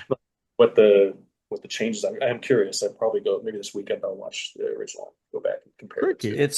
It's streaming. It says it's streaming on Disney Plus right now and HBO Max. How can that be? Because one of them's Warner Brothers. God, it's a crazy world right now, Uh, Michael. It's guys, probably it's a because mixed up world. you can get them as a bundle. Oh, Probably so. clarify Okay. that. Yeah, well, I was going to This say and But Disney Plus, man, maybe when my kids are 8 and 10, so maybe movie night we'll watch the original Yeah, Funny Games on Disney Plus. there you go. And this all started with Philip's rant about CBS All I'm Access. telling you. You remember that back in Was the day? I not right? You predicted it, dude. Philip was right. Now they're all charging you. I'm All having right. a hard time watching sports with all the gazillion apps, and I cut the Oh kids. yeah. Just like, what game is what is baseball on today? What's football on? Every night it's something different. I'm like, Jesus. No. Yeah. Baseball's Prime. real difficult to watch without Netflix. some kind of subscription. Yeah, wrestling's that way too, right, Brian? Scattered all over the Yeah, place. I was not happy with the new ESPN deal. Very for first event on there, paying $29.99 a month for an app that I'm just going to use once. That's Yeah. great. Yeah, it's nuts. All right. On to The Strangers, Chapter 2. Did they find a way out? Okay. Left Did you make that stranded. up? Yeah, I don't know. Left stranded in a small town with no way out, Maya must once again face a night of terror courtesy of 3 deadly killers whose rampage she must put to an end. Director is Rennie Harlan, also known for Cutthroat Island and Cliffhanger. Huh. Been in the game for a while, yeah. Yeah. Nightmare on Elm Street 4 too. Oh, there you go. That's right. That's right. That wasn't a really good one either, if I remember correctly. I like that one. I like that one. Yeah, I have a soft spot for that one too. Really. Well, there's a backstory. Have you guys seen the Never Sleep Again documentary? Like they did that in the middle of a writer's strike. They had no script. They were writing the script as they were going, and Oh wow. I have such respect for him as a director because I don't know how much of this is true, but he supposedly was like almost practically sleeping on the couch outside Bob Shaye's office for like weeks just to have a meeting with him to be the director. And Bob Shaye at New Line was notorious for like giving new directors jobs, especially like the Nightmare franchise. It's a lot of first-time directors or second-time directors or whatever. And then like the story gets more interesting because Robert Englund, he brought in all like the puppet stuff and like the miniatures and stuff like that. And Robert Englund was like, this movie's gonna suck. Like he just had no watched it at the premiere and he was like, he went up to Rennie and he was like, I owe you a major apologies because visually, I mean, Cliffhanger is one of the most suspenseful movies I think ever made. So clearly the man understands suspense, but like I thought Nightmare on Elm Street 4 was really well done. And so like they were operating in the middle of this writer's strike and had no material. They had like they were working like really at a disadvantage. And with all those things considered, I think it's one of the, I mean, I always like the original one first, and I think 3 is the next Oh, best. 3. Yeah, 3 for me. Yeah. Yeah, but four is up there for me. I mean, maybe it's after 3, it might be 4. I mean, I don't know. Yeah, plus I have a soft spot for Lisa Wilcox. She's awesome. She's so good. Yeah. Is Yeah, it that fair. soft? All right. Writers are Alan Cohen and Alan Friedland. Rennie Harlan simultaneously filmed all 3 films of this trilogy.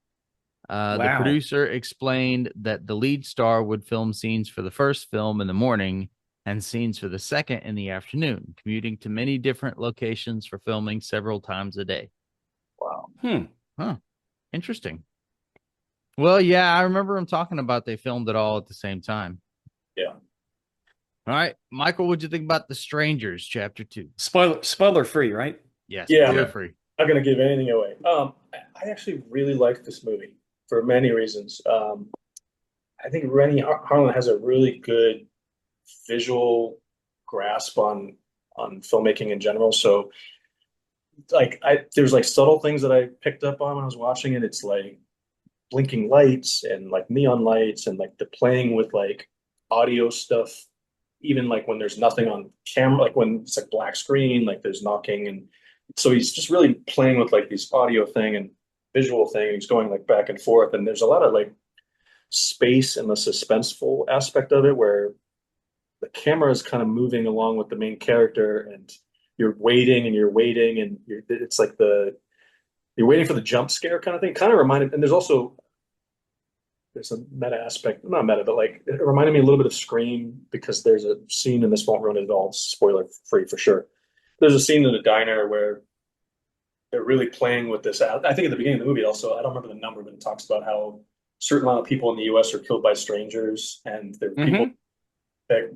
And so there's a scene in the diner where they're kind of really playing on that, where it's like the killer could be anybody, and they're showing, like, they don't say it like that, but I'm paraphrasing a little bit here, but they're showing all these different characters. And I also thought it was really elevated in the sense that like there's kind of these intertwining stories. You're seeing bits of the past from part one, and then you're seeing childhood from a character that you don't necessarily know who that character is, and you're trying to make there's like a lot of like red herring and kind of like look over here, don't look over here, and I sat there like, and then it's also really there's a lot of tension. I was kind of like really felt like I was in the main character's shoes in particular, where I'm just like like that's felt really uncomfortable. So I was achieving, and so I'm a fan of this movie. I don't want to give away anything, but I think yeah, it also, like Funny Games, it operates on like if I was in this person's shoes, what would I do? Right.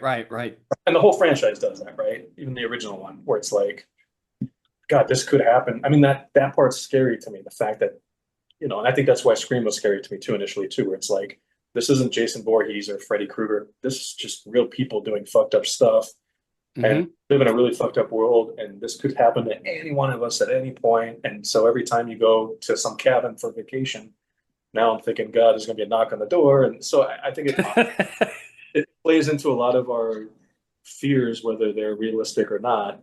Unfortunately, in this environment, it's realistic. So I think it plays on that a lot. I think visually, I thought he did a really great job here. And I thought the acting was really good too. I will say this: I don't know the actor's name, or Brack, or it's the guy that has the Richard Brake. Yeah, yeah. Good old Richard Brake, Brian. So like, just anything he's in, he's just so jarring. So like in a way, like because he's just so creepy. So like he's a creepy man. he's up there.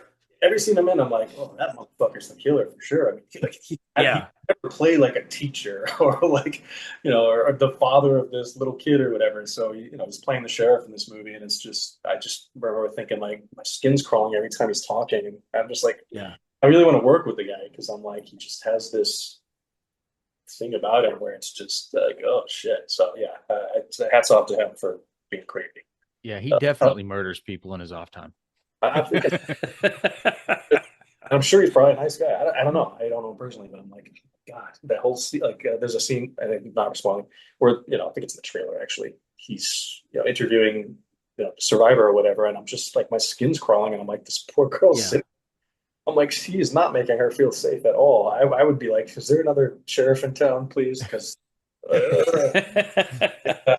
don't know. So yeah, I really enjoyed it, and I think there's a lot of like cat and mouse and running and chasing and who's the killers, and I think that part was really well done. So I'll leave it at that. I enjoyed this one. All right, Brian, what'd you think? Yeah, I agree.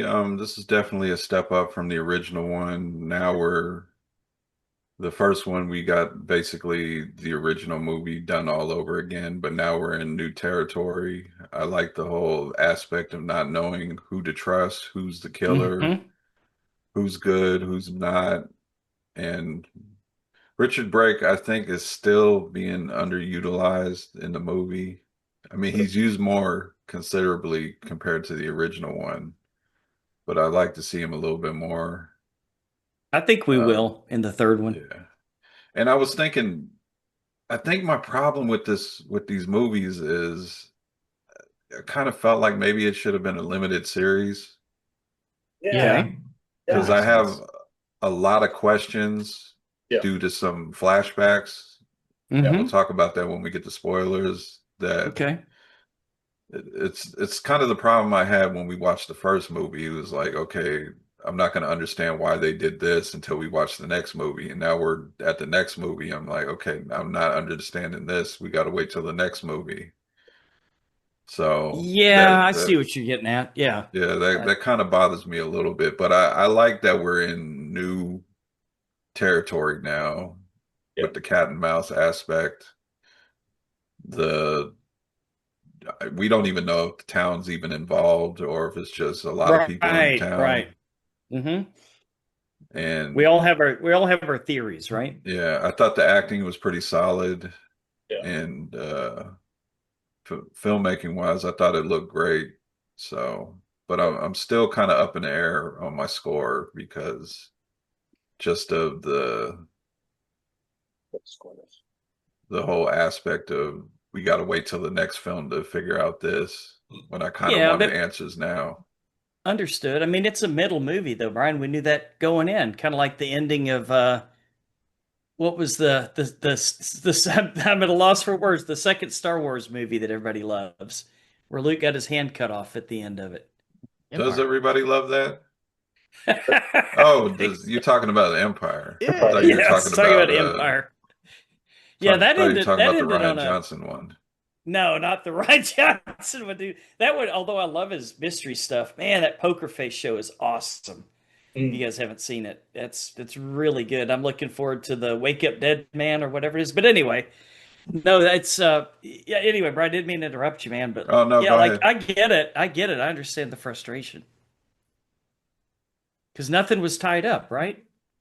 Well, I didn't expect it to be tied up. I just expected more things to be revealed as we go Revealed. along. I feel Good, fair like point. Fair point. majority of what I have questions about is going to be revealed in the final movie. Yeah, I almost wonder if this is like, and this is horrible for their marketing, but like, is this a, should we just wait until all three are out and then binge watch them because then you have that gratification. Yeah. It's like when a TV show drops all at once, I get so excited because I don't have to wait. Yeah. Like, now, now, even streaming platforms have been doing that like once a week drop, and I'm just like so annoyed. But I'm 40, almost 47, so I'm like, well, that's how TV shows used to be. So I think Yeah. Right. I think we're just spoiled now, and it depends on how long do we have to wait for the next one. If it's only a couple months, then I'm okay with it. But if it's, there was a time when like The Sopranos was like 2 years in between seasons. Yeah. It's gonna be one of those things. I'm with you. I'm gonna be so annoyed just because then you don't remember all the little there's nuances. This one was there's a lot of like layers and stuff that they threw stuff in there. Mhm. It's like, God, I'm like, was there something in the first one that I missed? And it's just laying the foundation for part three. I like that from a sophisticated intellectual aspect, but I can see where that would be frustrating as a viewer for sure. Yeah, and I'm looking at the box office numbers. I'm gonna go out on a limb and say the third one is probably gonna go streaming. Uh-oh. Oh, it's That that bad? bad, huh? Really? $5 million opening weekend. What? Really? Oh, Rennie. Well, Man. I don't think it's his I- fault. they put No, the it's not last his one fault. out, and it was just a shot-for-shot remake. I know. And then this one, yeah. I get it. I think that first one didn't do any justice to get to Yeah. this one. Unfortunately. Yeah, that's fair. That's a fair statement. Yeah. All right, Lance. Man, the way that Rennie was treating this poor girl, I got heavy Brian De Palma vibes, like woman in danger vibes. It was just like, whew, uncomfortable sometimes to watch, man.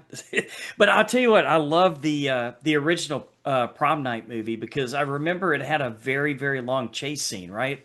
Like chase, hide, chase, hide, chase, hide. Is he here? Is he here? Is he here? Can she hide here? Is she going to be found out? So to me, they did an excellent job. And I think was that like the first 20-25 minutes of the movie at least, It's early. right? Just the Really, yeah. It's in the first half hour, I think, for sure. Yeah. Yeah, you know what? I enjoyed it so much. I was kind of almost wishing that this whole movie was just going to be that, and then she was going to end up somewhere at the end. But yeah, they threw some clues in there. People would like start saying something and not finish their sentence, and yeah, they kind of showed that. I don't know. I don't know. I'm with Brian. It's kind of up in the air until we all chime in. I think, but.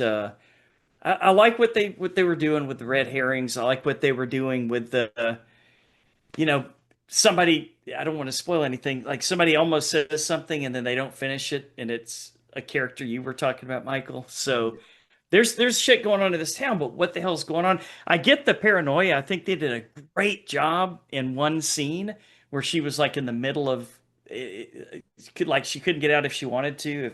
if something went south, and that just the paranoia Yeah, Oh, I that I like. felt. I also Oh, like the, not to cut you off, the camera shots when she's having conversations with people that she's not oh sure to yeah. trust. It's like up close to her face, yeah. real Hmm. uncomfortable stuff. Yeah, they did a great job of that. I agree. And I know the scene you're talking about, Lance, where yeah, she made a choice and yeah, she was Yeah, it's yeah, for a second movie, it's cool, but I'm with you guys. So much frustration, right? With all these little nuggets being dropped, and we have no idea, still no idea at all what the fuck is going on. But I am gonna say that it was very well filmed. Lots of suspense. I love the chase aspect. I loved it when she was like running through the rain and that where those horses were, I guess at that little farm or whatever, and then other scenes later. It just I thought it was beautifully filmed. I love that. The young lady, she such a good job acting. I don't even really know who this girl is, but I she don't know was what else she's selling been it. in, but I was she definitely stands out in the film. I mean, she does a great job. I mean, she's so believable and like yeah, I was really impressed with her performance. Yeah, yeah. we were talking about it earlier. She was from Riverdale, the TV show. Oh, Really? okay. Was Okay. she one of the main girls? Like Uh, I can't even remember their names now. I want to say Lucy Cheryl and I Ramona. Blossom. never watched it. That was I like don't know. My wife watched it. WB. It was Yeah, a little out of my time. Yeah, I know. I know. We'll put that with Grey's Anatomy of shows I Yeah, there you go. Yeah. don't like ever. So Right. maybe if my daughter grows up and wants me to start watching stuff with her, then that's different. But yeah, Yeah, I really thought the makeup job. I mean, sometimes people don't always talk about that, but like the bruises and stuff like that and the cuts, the makeup was phenomenal. Really well done. So, yeah, I better be quiet before I go into spoiler territory, but well, I think I enjoyed it a lot more than I didn't. on that front, I did question like, and this won't be spoiler free, but I was like, when she's running away, and this again, this is all in the trailer and stuff, but it's like, what were the injuries from the first one, and like how athletic can she be versus like A lot, like she's a lot more than Tim Roth. well, That's true. She was in the hospital. Roth with the Tim Roth was her, she would be dead. He'd be dead in the first. but I just remember like she's like running downstairs and going to the, and I'm just sitting there, I'm like, Yeah, there was a question of whether or not she was going to be alive from the first one, right? And even to the point where sure. some of Yeah, the a people little in the far movie, fetched. some of the people in the movie are like, "Oh, well, it's a shame what happened to that couple," and then there's this like reveal like to the other characters, like, "Oh no, she survived," meaning like it was kind of up in the air whether or not she's going to live. And Yeah, yeah. doing this marathon run, and I'm like, "Oh, okay." Iron Man. I'm if I have a cold, I'm in bed for like 3 weeks. But like, I guess Right. if I'm running for my life, the adrenaline starts going, and you can really kind of do that. But I was wondering about that as I'm watching. I'm like, how hurt is she? So there's something when you were talking just made me think about that. I was like, not a knock on the movie, but it is a fine line. I'm sure as the writer and the director and the actor, like you can't just have her Tim Roth through the whole movie from Funny Games because I was curious about that. All right. I don't know if I can give this movie a fair review because I didn't have time to go see it. And so I found it by other means, and it was Uh-oh. not a great copy. And I zoned the You- fuck out for the you- first 20 minutes of the movie and was You went like, to the you went to the Philippines to watch it, huh? yeah. Okay. Iraq. So yeah, I'm gonna wait to give this one another chance. I Fair was enough. Yeah. hoping that it gave us a little more story because that sort of hinges on whether or not the first movie's any good. Because Right. if it was just a shot for shot remake with like no, satisfaction at the end, then like why did we do it? So Right. I guess we'll wait until the third one. All right, scores, Michael. What do you think? That's a tough one to score. It is. That was It's the a- same problem we had with the first one. Yeah, I mean, there's parts that I really love, and I'm really Mhm. I think it did a really great job. I mean, I'll definitely watch the third one. I mean, so I think it accomplished when you have a middle film. That's kind of the whole idea, right? It added to the, you know, to the first one. I think it's better than the first one. If I'm gonna rank it, like if I'm gonna score it comparatively to all of the Stranger films, maybe that's the best way to look at it. Sure. I think it's probably a 6, maybe. I'm gonna go with 6. Do you think it made the first one better? The first one in this Yeah. variation, the very OG first one with No, Scott. the first one in this iteration. I think it made the first one better because Okay. it adds to certain things. And so I'll put it this way: as a filmmaker, I'm kind of wondering, like when they're sitting there and they're editing, and they went in knowing that they were going to film all three. So I find that fascinating.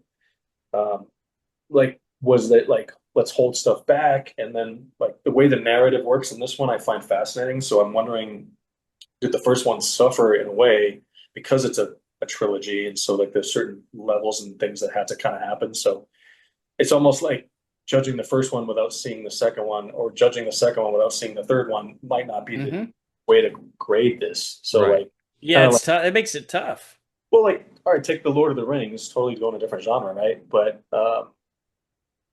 I feel like all three of those, or is it three? Yeah, all three kind of can stand on their own. I think they're extraordinary films, but collectively, epic thing. It's amazing, right? So like, I would never want to watch one of the Lord of the Rings and not the other. So I feel like if I'm going to give that same thing here, so I think 6 is fair with the caveat of like, I can probably bring that up or down depending on how 3 plays out. So I feel comfortable with a 6. If this was just like a one-off, I probably would grade it higher from an execution standpoint, but because it's a trilogy, I think I'm gonna go with 6. And yeah, I think that. I feel pretty good about that. All right. Brian, what do you think? I'm gonna go a little bit higher and give it a 6.5. I love that we're in new territory now, and I thought she did a fantastic job. I think pronounce her name, Madeline Petch. I thought she did a great job in the movie, and I just love the whole mystery of who is who, and Oh yeah, maybe the people that we think are obviously bad might be good, and I would love to see. But we don't know. Yeah, I would love to see after the third one if maybe that, I don't know if they would do it, if they would make like a super cut of all 3 movies into one movie. It's a good idea. that is a great idea, actually. Yeah. Godfather saga kind of thing. Yeah. Yeah, I like that idea. And I like the dude that's in it. That he was in Night Agent on Netflix. Okay. Peter something? Peter Sutherland? Peter Is that his name? Dinklage? No. Thinking of a different movie. Anyway, he's pretty good. Lance, what do you think? This is not fair. This is not going to be fair at all. No matter what I give it, it's not going to be fair because it's a second movie and we don't know what's coming, and it makes it very frustrating. But I kind of got to go 6. I mean, I guess the score might change if the third one's like a masterpiece, and like Richard Brake is like running this town where it's all a cult or something, then and it makes sense. Then the score might go up. But for now, yeah, it's a solid 6. Definitely liked it more than I didn't like it. All right. Well, Richard Brake is a cult leader. I'm telling you, I like that. After, because we're all going to see the third one. Maybe we'll rethink our scores for the whole series. Yeah. Maybe it'll change. We should, yeah, because we could rate the whole series collectively, or then we can go back and rate each one too, because yeah, make a lot more sense, right? But even the original Strangers, like I liked it. I didn't think it was like groundbreaking or whatever, Right. but I like the second one a little bit better. I did too. But I also think of like the Purge franchise too, right? Like I liked the second one way better than the first one. I'm not embarrassed. I just thought it operated on different levels, but so I think it's also, we all know this is just a personal opinion anyway. So, but I think it's a good film. And it's unfortunate that it's not doing all that well at the box office. So that part's disappointing as a horror fan, as a filmmaker, because Well, on the upside, they've already got the third one filmed. So. That's right. That's right. All right. Yeah, very smart. Uh, all right. Well, I'm gonna abstain from the score because I don't feel like I can give it a fair one. But we'll move on to spoiler talk. I'm gonna harken back to what Michael said. The more I think about it, where you were talking about, it's like she's running a marathon and very athletic and like shaking everything off. For me, there was almost a jump the shark moment, or shall I say, jump the hog moment in I this love movie, that where scene. her fucking legs would have been off, right? At that point, I don't know if you're mauled by a, I don't know. I think, yeah. So this is like, I'll look at it as like from a writing perspective, like this happens all the time, right? Like for me, anyways, as I'm writing and I'm going like, what can I put the characters through where people are not going to be like, it's so unrealistic, or like, but it's also like you are making a film too, so and like tension and adrenaline is elevated. So like you hear these stories like mom strengths, for example, like where moms can lift Yep. up bars for their babies. That's real. No one's making that up. The Incredible Hulk. Well, exactly. So like if it, this is why the funny games is so annoying from a dad perspective. Like you would have to murder me 10 times. Yeah. Philip. I will murder all three of you and not think twice about it if it's between you guys and my kids. I'm sorry. No disrespect to you guys, but that's just Yeah. as a dad, that's what you do. And so it's like I can't say what I would do in this. I think about this sometimes because I never went to war, but I'm fascinated by war movies. Like I don't, if I had to go to Vietnam when I was an 18-year-old kid, I don't know how these guys did it. And then I'm like thinking like, well, you did it or you died. So like there's this whole thing of fight or flight, and the human body does like crazy shit. So you're talking about the scene with the fucking wild boar or whatever the hell it is. And it's like, yeah, to your point, she's probably done right there in the real world. I don't would know. think. Yeah. Eating. Or survives. Things are vicious. But to Brian's point, it's such a great scene. So I was sitting there going like, oh my God, like, Yeah, so I know. The balance. it really works. And I clearly didn't see it coming. So that part I appreciate too. So Yeah, I didn't even know what it was at first because you just yeah, see the camera coming in super fast, and then you hear it, and I was like, "Oh, it's a wild pig." And yeah. then you actually see it, and I was like, "This is something I didn't expect." That's why I enjoyed it so much. Well, that's Yeah, it's a good point. big films too. Like because I'm in the business, sometimes it's hard to shut the mind off as a writer, director, whatever. That's why I appreciate horror because horror done right, I'm able to. It's the only genre where I can just shut it off. I watch it. It's not like I'm going like that's the killer or I'm trying to figure that out. Other genres, I'm like, okay, they're establishing this. Action like is like the worst for me because I'm like the first 10 minutes, the person's wife or kid's gonna die, and then he's gonna be revenge. Like I'm just Or the dog. or the dog. The formula is so formulaic, and so with this film, I didn't know it. I was like sitting there like, oh, I know. I that couldn't part I figure it love. out. Yeah, that part I thought was really well done because I'm like, I don't know what's going to happen next. So I appreciate that as a viewer who is in the business. That boar, yeah, that wild boar scene, didn't see it coming. To your point, Brian didn't even know what it was initially. I was like, what the fuck is happening? But it was like I was engaged, totally engaged. So there wasn't a part of this. And Phil, to your point, like if I was probably watching the thing with the pop-ups with the Yeah. casino, all that stuff, and it's in the language, different language. It might have been someone's going down to their theater seat to sit down in the middle of the shot. It's a lot easier to check out. Like I think seeing this in Yeah. the like you don't have those. I mean, if someone's talking in the theater, it's annoying as fuck. But like sitting in the theater and watching this film, I was like engaged from start to finish. So that part I thought was great. Yeah. I wanted to give it a real chance and I wasn't. So I was like, all Yeah. right, well, I'm gonna I respect Well, that. it'll- out of that. it'll be streaming somewhere pretty soon. Yeah. You guys have any more spoilers y'all want to talk about? Brian? Yeah, so am I to believe that Maya, the main character, is the original killer from Wait, the what? flashbacks? Hmm. Oh, Was that her in the flashbacks? I thought it was the other girl, the one that they took her mask off. Or is that who you're talking about? when she's a little child, Yeah, box kind of thing. yeah. I wasn't sure. I'm still not sure who that is. Like that's Yeah, Kind- therein lies the frustration, right? It kind of made me feel like they were trying to say it was her hmm. and the whole Tamara game. We got to finally see who Tamara was, Oh. Right. which leads me to believe if that's her, then why is she confused at what's going on in this town? I don't think that's her.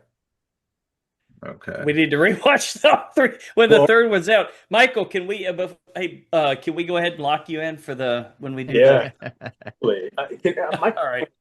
camera a reference to the original Strangers? Is that what that was, or is it from part one of this? Like they're talking about, like at one point they're saying like, oh, it's like a legend in the town or whatever. And I was trying to remember.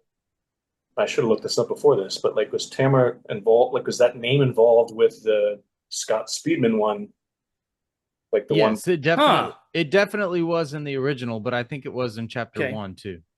Okay, so they mentioned it in both. Interesting. Yeah. But the original, when they knock on the door, are they asking the same for the Yeah. same? Okay, so If Tamara was home. so I thought that was interesting. So yeah, that sandbox, I love those scenes, and whoever those kid actors are really great too. But I wasn't sure who, because when you see that girl on the sandbox, when it cuts back to Right. it's showing this random woman who's sitting at the diner who Yes, I So- thought that was her. I thought that was her. I don't know. I'm so confused. I'm so fucking confused. Well, this is I will say this annoys me. Whenever they have actors, and there's one of the Saw franchise movies does this too, where they have two actors that look very similar. Yeah, that's right. It's, That's right. Louis Mandalore's brother, Costas Mandalore, and the other person Saw. When they're on the screen, I'm like, it could be brother. I'm like, why can't you just cast one person who's blonde and one person who's got black? Right. Your faces look the same. I mean, clearly, like the four of us all look very different. So if we're all in a movie, no one's ever going to confuse any of us together, right? But in this movie, and I think they do this probably on purpose, but I'm like, there's just too many people that the girls, too many look the same, and I'm just like, Mhm. I myself like, and again, I'm in the theater, so it's not like I can pause it or rewind it or go like, Right. and so maybe when it comes out on streaming, like could be totally be me where I just missed the obvious, right? So, but I'm like, yeah, that sandbox thing.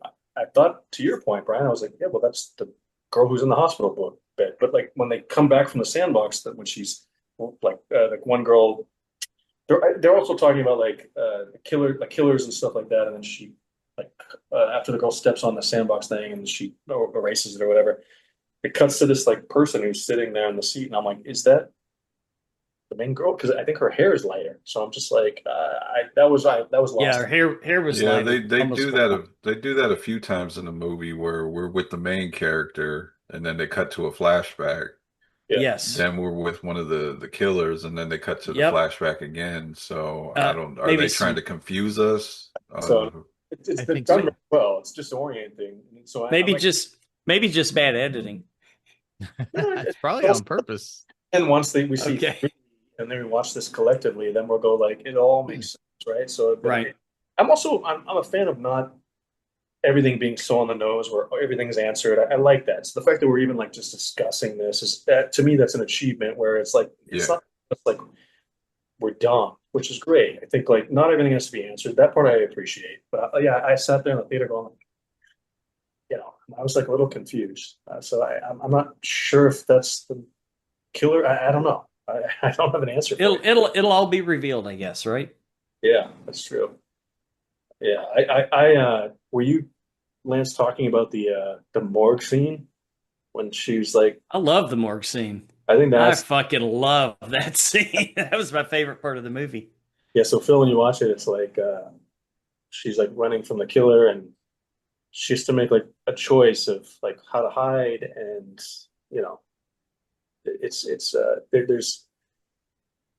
there's up until that point too. There's like some cool spots where like she goes in a dummy elevator. I think they did a really good job. Just like I can't think of another movie that the dummy elevator. Well, Halloween H2O did it really well actually too, getting in that dummy elevator and stuff like that. So there's I thought the morgue scene was really. I think the morgue scene and the wild boar scene were two of my favorites in this. Mhm. just the edge of your seat suspense, or or just like sheer like holy shit like kind of thing. I thought that was really well done. All Sounds right. good. I hear wild boar and I think of that scene in Hannibal. That's right. You know, Well, thank. well, you know who's in that scene is Michael Pitt, man. That's Yeah. No shit. Oh, your No guy. shit. Pitt Huh. played Okay. the asshole brother in the Hannibal with the pigs, and it's based on the. oh. But he plays the guy in the book that whose face gets dismembered. I don't know if you've read the books or not, Oh, but is that him? Oh, Yeah. wow. That's cool. The But- Thomas Harris books. Look at that. but the series, it's Michael Pitt is the No one shit. with the wild boars, and he's a complete piece of shit. And his sister is I forget how it plays out, but that series is so fucking. Oh, wild. yeah, you're right. In the series, I got you. Yeah. Oh, sorry, the movie. Yeah. Yeah. So go to the series, and Michael Pitt plays the guy that is kind of missing his face. because of the- Yeah. I knew him from somewhere. I was like, I've seen him in a bunch of stuff, but I couldn't put him in, that series couldn't nail it down. really well done and beautifully shot. Brian. Brian, when are we going to pick up with season 2? Waiting on you. Okay. Well, you heard it here. All right. Well, Michael, thanks for joining us, man. We hope that you come back for part 3. I'm here. You tell me. Yeah, we'll have a conversation. What else do you have coming out? What are you working on that you're able to talk about? I have a movie called Rough Draft that's in post-production now. It's actually almost done. That I wrote and directed. Stars Jeff Fahey, Mina Savari, and Lachlan Monroe. Mm. And the premise is Jeff is playing a novelist who has all these successful books, like a best-selling novelist, and he's in this cabin, and we shot in Missouri, and he's obsessed with like finding the perfect ending to his book. And his wife Rough Draft. it's called Rough Draft, yeah. And his wife is played by Mina, and she knows his like idiosyncrasies, and he kind of just becomes like he just gets so involved in the writing process.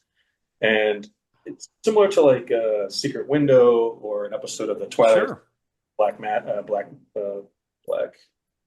Mirror. Thank you. As Jeff is writing the story, we're seeing the characters that he's writing, and it's kind of like Stranger Than Fiction meets Friday the 13th, or Scream or whatever. So these young kids are rented the same cabin, and so like these two worlds where the kids are on vacation and they're getting killed one by one by this guy in the mask, and Jeff is obsessed with like trying to find the perfect ending, and the gimmick, if you will, is every time he doesn't like something or it's too on the nose, it's very meta, and so he's addressing all the cliches, and he's very up with like, oh, the cars never start in these kind of movies or whatever, but it happens for a reason. When he doesn't like something, he highlights it and he deletes it, and when he deletes it, the film basically rewinds. So that's the remote control thing, which is fascinating. Yeah. I didn't put the 2 and 2 together until I rewatched. Full circle. Yeah, so interesting. But the whole movie is like this, so it's not so jarring. Where it's like once the rules are set for 15 minutes, we get Right. it. So the audience More like Click. exactly like Click, yeah. In the sense where the characters in Stranger Than Fiction too, the characters start to get smart on this, where they'll put the keys in the ignition. It doesn't start once; it gets rewound. She goes to put the keys in the ignition, and she's like, "I already did this. Like, what the hell?" Yeah. Oh, that's pretty cool. Yeah, and she starts to talk about it, and Jeff's character is like, "Whoa, I didn't write this. Like, what the hell's going on?" So the lines kind of blur, and so I'm like super excited about this film. Like, it's got even more production value than No Tears in Hell, but it's much more of a marketable film in the sense that like it's much more of a broader audience. Like, this is a date movie. You could watch it with everybody. And No Tears in Hell, there's going to be people that's just like, as much as I love the film, I'm aware that like I can't have my grandmother was still alive. I wouldn't I would have her Rough Draft though. So I'm really excited about this. And of course the lines start to blur. He starts to hear them, they start to hear him, and it's kind of like this whole thing. And so there's this, and it's incredibly meta, and they actually talk about meta and breaking the fourth wall. And so I'm excited about that. That's in post, and then I'm actually going to Kosovo on the 20th of this month to go film a low budget horror movie. That's kind of in the vein of the Denzel Washington remember the movie Fallen Yeah. Yep. Yeah. Love with that the movie. with the time is I kind of Mhm. took that notion. I put some young kid characters, and they go to see this cave in Kosovo. They're on vacation, and this kind of entity gets released, and they think they leave it in the cave, and then like 1 year later, one of them's gathered them all together and says to them like, we didn't leave it in the cave. We're secluded. We have to figure out which one of us is the killer, and we have to leave it here. Otherwise, it's going to get out to the world. So there's like twists, and it's kind of like a who is the killer, and I have a song. Obviously, I can't afford the Rolling Stones, so I used a nursery rhyme, which is Okay. Ring Whatever Around. works, right? Yeah, well, it's public domain, so I have to pay for it. So I used Ring Yeah. Around the Rosie, and I have a cast that's from the U.S., the U.K., some people from Kosovo. So like the song's going to be sung in different languages. So I'm really excited about this, but a very very tight budget. But my hope is production value would be like on the par with No Tears, and I think it'll be a fun movie. So I'm going to shoot that on the 20th, and then either January or February, I have another Jeff Fahey movie called The Guilt that we're going to film. I think in Armenia. I filmed in Armenia a couple times actually, which is kind of like it deals with grief. There's a girl who was in a tragic accident. She can't get over it. It's messed up her entire life. So her family brings her to this like asylum.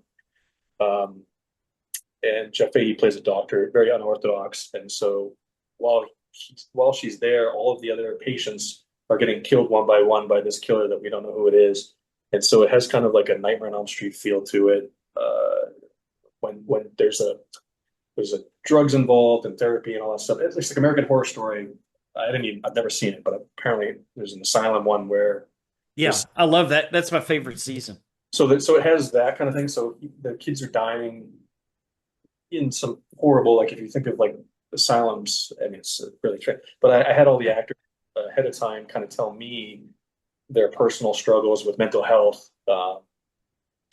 And so I incorporated that in with the characters. So mental health is like a big thing for me in terms of near and dear to my heart. So it deals with grief, it deals with mental health, and it's wrapped up in this really crazy, violent horror movie that has themes and says something important, but also is a real roller coaster ride. So I'm filming that in January, February. So I'm working with Jeff Fahey again, who's a friend and incredible, talented actor. So I'm excited about that. And that's kind of what I got in the near future, if you will. And I would love it if when these things come out that you guys watch it again and like you did Tears and Yeah. love to hang out with you guys again. This was a lot of fun. Wow. Nice. Appreciate it. Nice. All right. We want to thank you guys for listening to or maybe watch it on YouTube, another episode of The Horror Returns. We'd love to hear your feedback and ideas. You can reach us at thehorrorreturns@gmail.com or just keep it simple. Go to www.thehorrorreturns.com.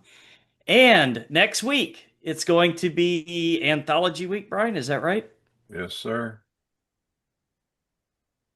Think we're going to have Pedro? I believe so. Yes, it's going to be Southbound and the new VHS Halloween. So that'll be fun. So Philip, until the horror returns again.